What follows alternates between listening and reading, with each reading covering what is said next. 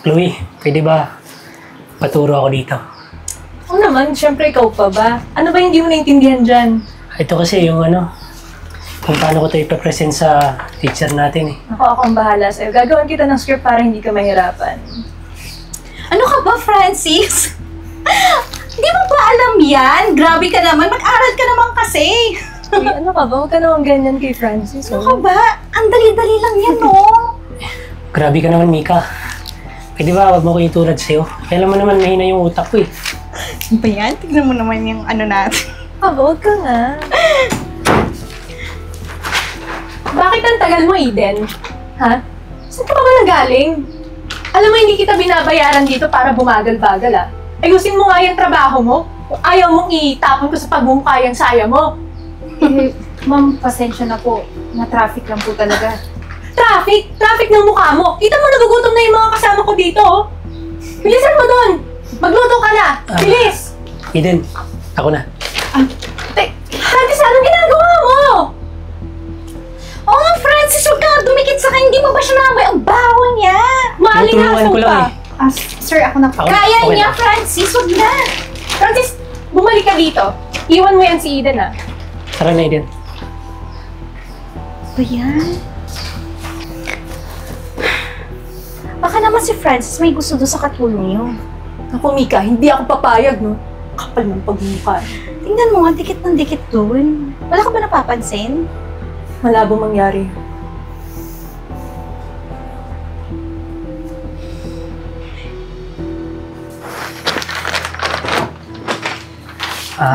Okay ka lang ba? Okay na po ako. Salamat pala sa pagtulong. Wala yun. Tsaka, pagpasensya mo na yung mga kaibigan ko Medyo ganun kasi yung ugali. Okay lang po yun. Lalo-lalo na po kay Ma'am Chloe. Sanay na po ako sa ugali mo. Pala, may gagawin ka ba mamayang gabi? Wala naman po. Ayan siya na kitang lumabas eh. Sa labas. Saan po tayo pupunta? Kakain lang sana. Okay lang ba? Opo, okay lang. Sige na po. Bumalik ka na po dun sa mga kaibigan mo. Basta, antayin kita mamaya.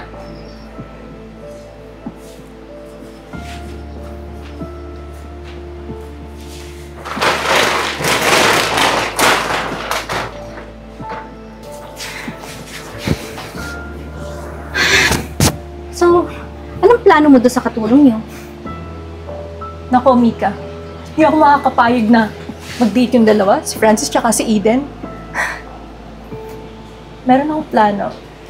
Naiisip mo ba kung ano naiisip ko? Oo naman. Kaya tawagin mo na yung katulong niyo. Eden! Eden! Ma'am, ano po yun? Ano ka ba naman? Ang tagal-tagal mo, ano ba? Talaga bang bingi ka, ha? Ma'am, nagluluto pa po ako Walang pakialam! Pag tinawag kita, dapat direkta, nandito ka na. Naiintindihan mo yon? Ano ka ba talaga, bingi, ha? Ang kapal din ng pagmumukha mo, ha? Mama! Ano karapatan mo na dumikit kay Francis, ha? Ang landi-landi mo! Ma'am, hindi ko naman po siya nilalandi. Tumutulong yung tao. Hindi nilalandi. Hindi mo na nga inaayos yung trabaho mo. Ang kati-kati mo pa! Para kang linta! Kapal ng mukha mo! Akin lang si Francis, naiintindihan mo, ha? Akin lang si Francis! Hindi ko naman po siya inaagaw sa inyo. Tumutulong lang naman siya sa akin. Sa tingin mo ba, bagay ka kay Francis? Tingnan mo nga yung itsura mo. Ang baho mo. Ang tsaka mo! Tingnan mo na yung pananamit mo. Patutok ang lumugar kung saan ka nararapat. Naiintindihan mo? Ha? Eden? Patulong ka lang. At habang buhay ka nasa baba, hampas lupa! Tama. Ito ang tandaan mo, Eden, ha? Ayoko na makikita kung lumalapit-lapit kay Francis. Naiintindihan mo, ha? Ha? Tara. Alam mo ba, para hindi matuloy yung date nila? Tara, ikulong na natin yan. Ano ba talaga sa'yo? Sumama ka sa amin! Bitawan niyo po! Huwag ko lang, wait! Tama na po! Yan ang nararapat sa'yo!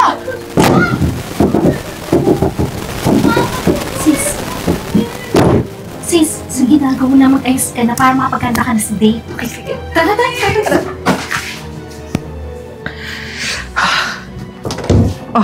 Sir Jeboy?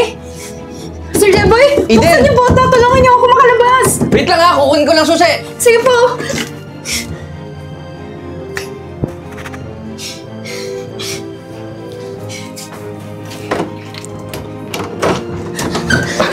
Sir Jeboy, Anong ginagawa mo dyan? maraming salamat po. Sir Jeboy, kinalog po ako ni Ma'am Chloe. Hindi ko po alam. Siguro po nakita nila ako na kausap po si Sir Francis kanina. Kaya naman pala eh. Yung pinsan ko kasi may gusto kay Francis eh. Kaya ka siguro kinulong dyan. Sir, hindi naman po kami bagay ni Sir Francis. Katulong lang po ako. Tsaka, in-invite niya po akong mag-date kami. Kaso, wala naman po akong susuotin.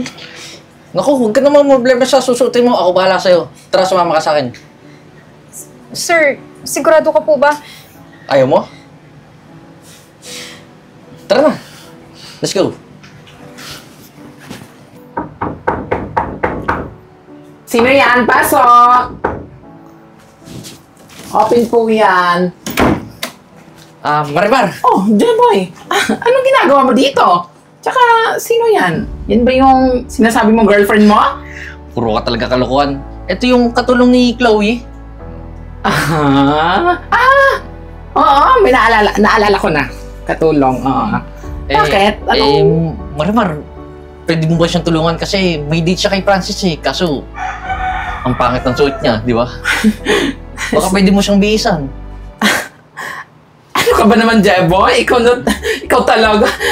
Paano ka ayusan yan? Mahirap i-renovate yan. Ano ka ba? Mauubos yung makeup ko dyan. Baka meron ka naman yung kahit yung magic makeup lang, baka pwede mo pang mapaayos yung mukha dito kahit konti lang. Pwede naman, pero medyo mataas nga lang yung presyo. Alam mo naman ako, di ba? Expert ako, pero sa kanya kasi medyo mahihirapan tayo. Kahit nga yung mga dermatologist, alam mo yun? Sir, Pero sige. Magkano ba presyo mo? 10K. Carry. Sir, wala po akong pera. Hindi na po ako pupunta doon. Sige na, Marimar. Ako na bahala. Gagawin ko ng 50K. Ay, sige. Ako bahala. Nako. Naku, magugulat ka mamaya pag naayusan na kita. Magiging si ano ka na. Ann Curtis. Paano, Marimar? Pero yung bibig nga lang ni Ann yung makukuha mo.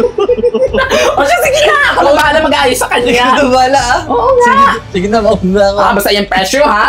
Nako, ako antayin wala. ko yung presyo. Sige na. Sige na. Umalis ka na. Pagbalik mo dito, nako, nakaayos na itsura niya. Handa ka na ba? Opo. Sige, tara. Halika, punta ka dun sa kwarto ko. Doon tayo mag-makeup. Tara na, dali. Halika na. Oh, hirap-hirap naman ito ayusin. Pero kayang-kaya naman. Hi Francis! Louie? Bakit? May hinihintay ka ba? Wala naman. Wala. Si Eden, no? Bakit? Kasama mo ba si Eden? Ano ba naman yan, Francis? Andito na ako. Ba't hanggang ngayon nahanap-hanap mo pa rin siya? Tsaka isa pa, nakita ko si Eden, sinundo ng ibang lalaki. Hindi totoo yan. Kilala ko si Eden. At hindi niya yung magagawa sa akin. Well, tingnan natin. Sisiputin ka niya. Francis, Hoy, muchacha! Anong ginagawa mo dito, ha? may date kami ni Francis. Date? Ano to, Francis? Francis, pasensya ka na. Hindi ako kaagad nakapunta dito kasi kinulong ako ni Ma'am Chloe. Hoy! Ang kapal ng pagmumukha mo, ha? Anong kinulong? Napakasinungaling mo din, eh, no? Wala kang utang na loob! Hindi ako nagsisinungaling. Chloe, sabihin mo yung totoo. Bakit, Eden? Sino ka ba sa akala mo, ha? Baka nakakalimutan mo. Katulong ka lang, kaya hindi kayo bagay. Kami? Kami ni Francis ang bagay. Pwede ba? Tumahimik ka na. Alam mo, dahil din sa ugali mo eh. Kaya ayaw ko sa'yo. Oo nga, mayaman ka. Maganda. Pero yung ugali mo, nakakasuka. Magmula ngayon, Eden, wala ka ng trabaho. You're fired! Huwag kang mag-alala, Eden. Simula ngayon, sa akin ka na magtatrabaho. Hindi ako makakapayag, Francis. Akin ka lang. Ikaw, inagaw mo sa akin yung taong mahal ko? Ang kapal ng mukha mo, salatera mga agaw! Hindi ako mang-aagaw. Simula ngayon, hindi na ako magpapaapi.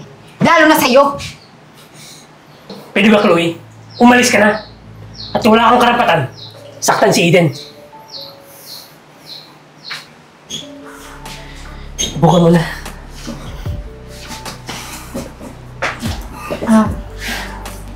Kaya mo, Eden. Simula ngayon, wala nang mananakit sa'yo. Salamat nga pala sa pagtatanggol mo sa akin, ha? Eden. Alam mo, tagal na kitang gusto eh. Pwede ba, bigyan mo ko ng chance na mas lalo makilala natin ang isa't isa? Oo naman. Hayaan mo, hindi ko sasayang ang pagkakataon na to.